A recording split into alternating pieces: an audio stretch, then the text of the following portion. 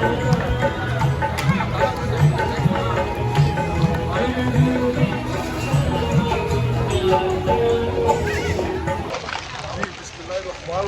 वक्त मैं इस्लामाबाद के मुनार रेस्टोरेंट पर मौजूद हूँ। इस वक्त रात के तकरीबन 12 बजे है ना, रात का 1 बजा है और शदीद बारिश शुरू होने वाली है, लेकिन फिर भी मौसम जो है वो इतना खूबसूरत है कि आप लोग अंदाज़ा नहीं कर सकते।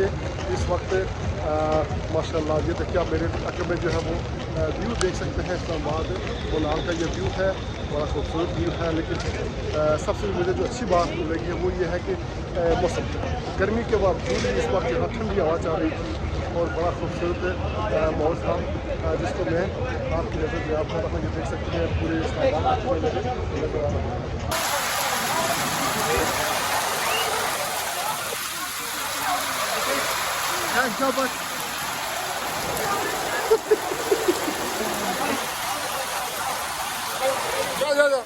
जा गो गो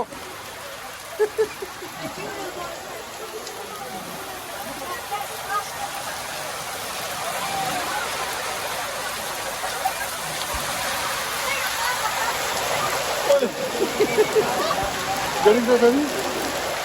Yeah,